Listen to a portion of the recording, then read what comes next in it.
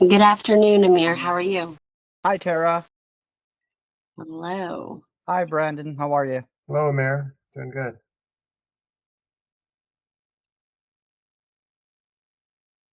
All right. Do you think, are we waiting on anyone else or is this it? I think we're ready to get going. Great. Happy Wednesday. Just dropped my pen. Okay, great. Full disclosure, haven't read any notes or done any. Normally, I would have done research by now, but after a long weekend, Amir, I'm running a little behind, I feel. I understand. So it'd be great to understand kind of what brings you to Rocket Dollar and what your needs are and how we might be able to work together. Sure, absolutely. Brandon, I had sent you our profile and offering, so I don't know if you saw that document. Mhm. Ah, If not, then what I could do, if you allow me, I could share that, and that'll just be very precise, and then we can get on to the points, and you can ask me questions that I'm going through, so that'll be helpful for you guys, and we can be out of here quickly, right? Yeah, just feel free to Perfect. share it. It should allow you to, and I might have to give you permission. But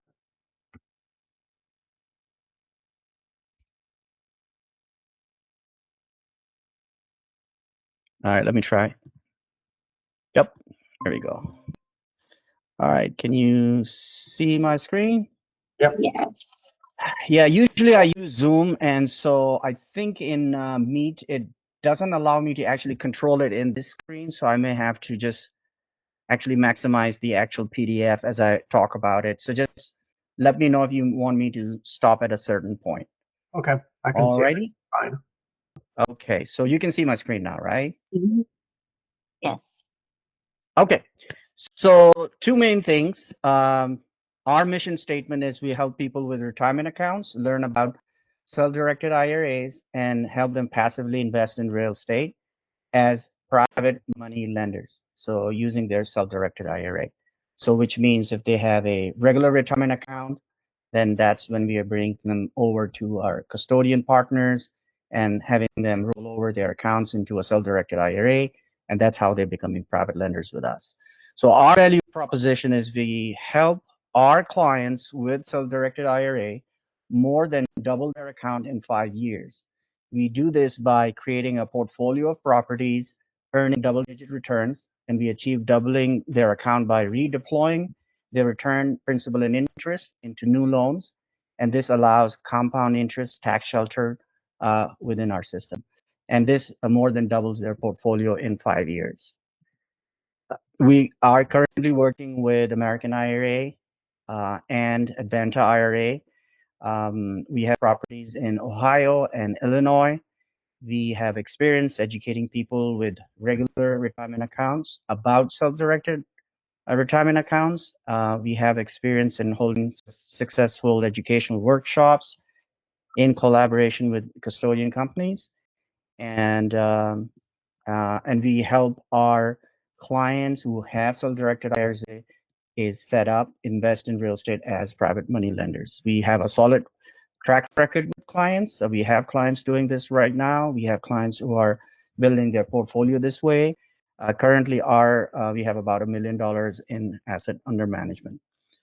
A bit about myself. I've been in real estate for more than 20 years on the residential side, experience in wholesaling, turnkey, rental portfolio building, landlord, fix and flip, BRRRR expert. I've done a whole bunch of things.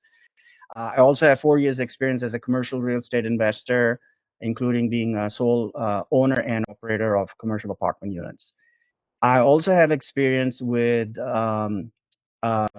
real estate data service that I owned a business where we provided comms and all kinds of data in all 50 states years ago. And I also have 15 years experience as a non-real estate successful business owner here in Dallas. Also own a music school and have over 4 years of corporate experience in working in trade and exhibition industry, dealing with large national and international associations. So the product that we have, we call it PIP via real estate, and it stands for passive income portfolio via real estate. So there are two components. First is passive income, and I keep talking about that because a lot of time, investors come to us and they're thinking about whether they're going to directly invest in a real estate property, and that's not what you're doing. They're investing as passive investors, means uh, they are private lenders on these real estate portfolio. And so the portfolio is loans that they're creating on each of these properties. So this is the actual description of the offering. We are in single family homes only, and the smallest home we do is 2-bedroom, 1 bath. It goes all the way up to 4-bedroom. We have some 5 bedrooms in our portfolio.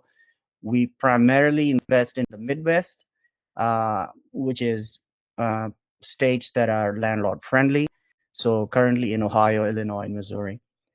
We are focusing on distressed properties only. And that means these are homes, these are not retail ready homes.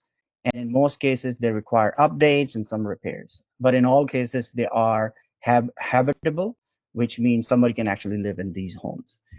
And then our deal structure is very simple. There is one lender to one property. So we are not pooling funds. And so if there's one property, there's one loan created, which means the lender is lending to us. We hold the deed. They in return get a promissory note, they get a mortgage, and they get two types of insurance. They get an property insurance policy, and we also give them a title insurance policy.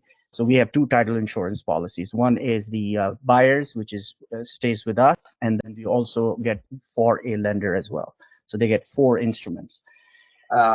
Question, Amir, can someone come with their own lender if they find one that's the appropriate non-recourse? So are you talking about in their? I guess they can do that. I'm just afraid that it might trigger a UBIT. And Yeah, well, a lot of specific loans might trigger UBIT. So I guess how is your this loan? does not. This does not. I know this. The way we are structuring it, it does not will trigger any UBIT because they are not doing anything that is perceived as a trade. They are primarily in the business of lending money, which IRS, as far as I know, again, I'm not an expert in this, but I've researched this, and my understanding is that it does not trigger UBIT. Okay, if so you do they it are the ones lending the money to the project, not an outside third party lender. Correct. That is correct. Yes. Okay, no, that helps. Thank you. Okay. And the terms are uh, uh, while the project might be slightly different, what we try to do is keep it similar, so it's very uniform. So all loans are 30,000, and we pay 12% interest on a fully amortized loan over 5 years. This means their principal interest payment is $667.33 per month, paid over 60 months. And since our system is duplicatable, our clients can have as many loans as they want in our portfolio. Minimum investment is $30,000. Sorry. This is how our private lender portal looks like, which is a password protected section on our website. So when they log in, they can see the properties that are available that they can commit to. We actually do a lot of detailed underwriting on our part, so we don't even bring up any property. So in other words, any property that is on our portal is something that is under contract, active contract, and we've done our due diligence. So that includes about a 30-page report that has pictures, it has property specs, it has property history, mortgage history, tax information. Then we do two in-depth dive into sold comps. We look at sold comps, and then we look at rental comps. Because I think I should have, let me go back here. In this section right here, you were asking me questions, so I forgot that. So the way we structure our deal is like this. The private lender is lending to us, and we are purchasing the property, right? So we are the borrower, and they are the private lenders. And then we turn around and then we owner finance these homes on something called a land contract. In some states, it's called installment contract. And in that instance, what happens is we are also creating a mortgage, which is a different term. It could be 20-year, 30-year term. And the deed stays in our name until that mortgage is paid off. So that is how we structure the deal.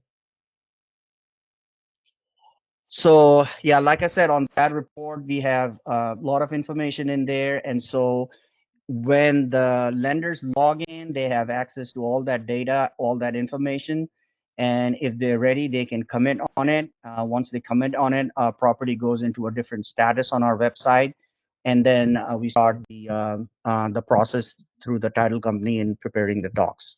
And I might Yes. ask a clarifying question. I think you just told us this, but I want to make sure I understand.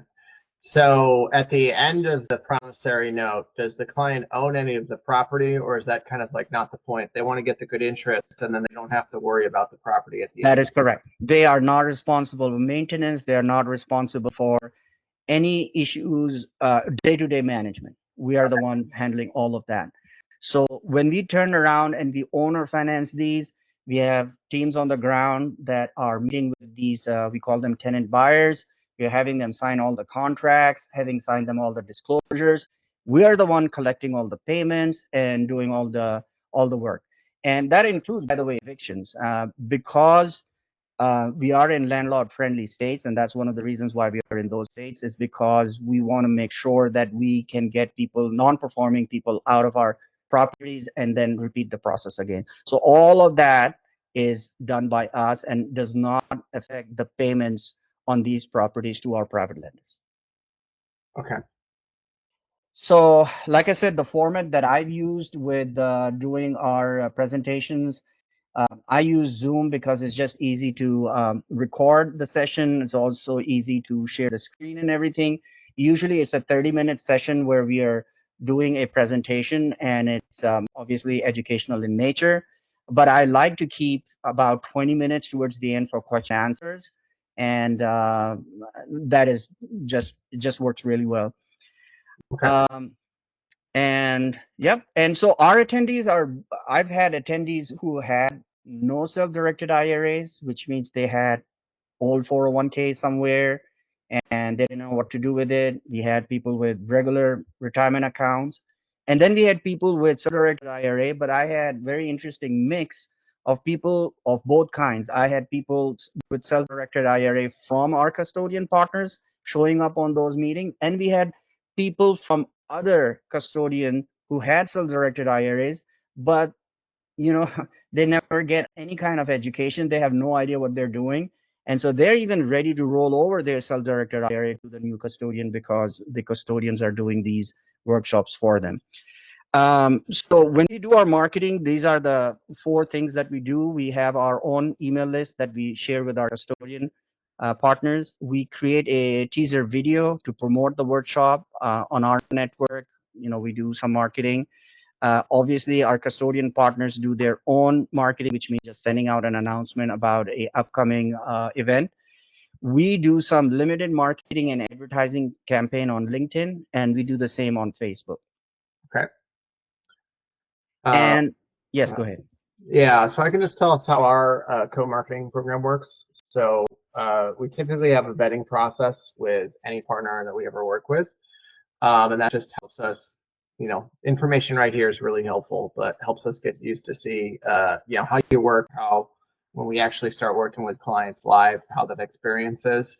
And then typically those clients give us back feedback. So the way that works is just say 3, 5, or 10. We kind of consider that leveling up for the amount of content that we're doing. So, if we've seen something like 3 referrals or 5 referrals, we can start considering a marketing agreement or potentially talking about on the website. We have to get it approved by our investment committee. And then, the webinars is kind of like our biggest deal at Rocket Dollar. Is that's like all of our audience is sent an email to sign up. Right. Pitch. That's typically more like 10 referrals. So, we're happy to intake clients, and we can give you a discount code where people can get some dollars off and try and sign up for a Rocket Dollar account. But typically till we've worked more with you. That's kind of the extent of it. And then once we know you and your team a bit better, we can potentially do some of that co-marketing. Okay. All right. I think that's basically it. That's all I had. Okay. Let me stop sharing here. And so I'm also a member of at least 2 very large investment groups with over 1,000 members. Each one has over 500 members. And I personally have referred dozens of, and these are not clients, these are people who are investors over to the custodian companies. But we don't have any kind of arrangement or understanding with these custodian companies. I just do it because they're working with me. So Yeah. they never put any requirements on me by saying, oh, you have to do this first before we do anything else. We've done our event first, and all my referrals are going there. So obviously, it's benefit for them. I don't cold refer anyone. I do a warm transfer, which means I have to have somebody on the other side help my clients. They're not my clients. They're just basically my colleagues. And so they are very sophisticated. They know what they're doing, and so they need help. So that's how I do it. So we can have an assigned representative if there is, someone's coming in that needs, special attention. So we always assign a senior person to make sure that when the referrals come in, they're treated well. And part of that process, the requirements, we worked with so I've been at Rockefeller 6 years. We've worked with a whole variety of issuers, and we have our partners page as well. It's just we were burned a few times. We put someone up there, and then we had some. I understand. Yeah, I understand. We just off the top, you can't just put anybody out there. I understand. Yeah. So it is a pretty productive channel for us. It does do quite a bit of business. It's just part of our vetting process, and we learn so much in the first couple clients when we work with someone. It's not to be kind of I'd say an asshole about it, being like, you have to give us all this stuff before we'll work with you at all. It's more just our vetting process is the clients. We cannot recommend specific deals since we're not financial advisors. We can make people aware certain platforms exist. So there isn't really like a regulatory risk for us saying, hey, Dream Prime Homes exist. You can go check them out. It's more of a reputational risk of, since we're not allowed to guide someone to a specific when they actually go engage with the investment, we have to make sure there's a filtering process so people have a good experience with each website they click on, who they follow up, who picks up the phone right after that, how does the team perform, and that's all. We've had a lot of pitches where we have a great meeting, and then sometimes like the team is meh, to be honest, or not great. And it's nothing personal. It's just part of our vetting process, and that's why we set it up like it is. So I can certainly get you a discount code. If someone does explore Rocket Dollar, we'd be happy to talk with them. And we can also we have calendar schedulers too. So our team can always do a scheduler and meet on the call together.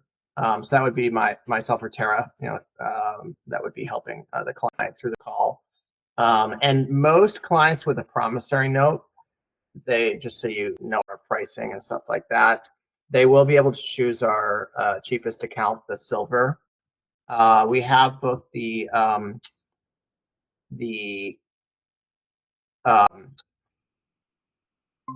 direct custodial accounts and what are called the checkbook accounts.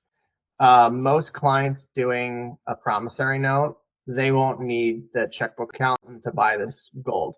They could buy it if they really like extra phone support, if they really like just expedited service. So a few of our direct custodial clients, we'll sign our custodian will review the investment documents, check on that paperwork. The clients that will buy the gold with the checkbook, they don't have to get their deals reviewed, but they need to be kind of ready for that account. Sometimes we'll just check in and see if they can handle the checkbook account. If they're really not ready for it, we'll push them to the direct custody IRA. And that's the custodian check is with the paperwork and compliance check. It's mostly about the IRA titling, not the investment itself that they're looking at.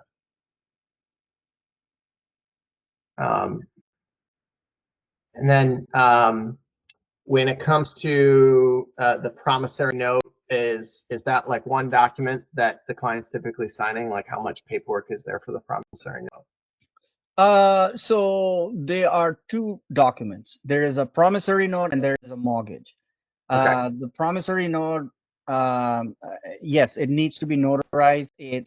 I've had both. I've had clients who have checkbook. So in that case, they're the one who's signing it. But and then the ones who do not have checkbooks, that's when the documents go directly to the custodian and they sign on their behalf. So it has to be signed and notarized. So usually it's a hard copy that we FedEx over to them. So it's two documents basically. That's all there is. And then they go directly to the title company. So two documents. That's all. Got it. Very simple, streamlined process. Like I said, I'm a one-man show, which means I run everything. The documents, everything run through me, and all my clients call me directly. So I'm in direct contact person. There is no other person involved here, and that's what keeps the process very lean and simple and easy. Yeah, and that's fine. It's not. So the biggest things I think with a promissory note is just making sure that Digital Trust is our custodian. So behind Rocket Dollar with a Nevada trust license. So any promissory note will have Digital Trust LLC, FBO, Brendan Walsh Roth IRA, and then as long as we get that paperwork in, we can execute the wire pretty swiftly after that. I mean, you know this, you've already worked with a lot of other custodians. Most of the calls or confusion from the clients either come from the transfer. Our sign up is very, very easy. People will sign up in about 5 minutes online. And then the fees are the same for an account as either big or small. So some of the smaller clients might complain a little bit, but anyone that has a bigger account will be very happy here. And then the last thing is we won't send the wire out till the IRA titling is correct. So you'll already kind of be helping the client with that. Some of them get very frustrated because they don't understand why, but that's just to stop them from having a tax issue because they didn't title the promissory note correctly. So what other questions might you have for us so we could answer and cover those for you? Not really. It's simple, pretty straightforward. That's all I needed to know. So what you're saying is you're not open to doing any kind of like a workshop or anything at this stage until we were to refer at least 6-10 clients over. Yeah, maybe about five. Five. At least five, just to get a scope of how the business works, how satisfied people are, and a lot of what we, that feedback too is, we'll just meeting with the clients will just call us as well. They're often with you, but sometimes they'll just call in sporadically. We just get a sense of how your investor base is, and if they speak really highly of you, that always accelerates our, hey, let's get marketing content out quickly. If they speak highly of you, that's something that bodes well for our marketing team and getting approval to kind of turn that out to the wider audience. So we give a discount code. It'll have Dream Prime Homes in it, and then our team will be able to monitor that, and we'll have one of our senior reps will help. We can give you a calendar scheduler if you need to kind of schedule a meeting together. For signing up, you could even just like help a client through that on a screen share, because all they need to do is put their phone number in, and it's very self-explanatory after that. The place where our representative, one of ours, would probably be more involved is the transfer or the signing of the documents. That's where they're likely to get confused if they're on their own or not paying attention. Okay, I think I've got all the answers, and I really appreciate your time, and look forward to seeing if there's an opportunity for us to work together. Okay. All right, guys, thank you very much. Take care. Bye-bye.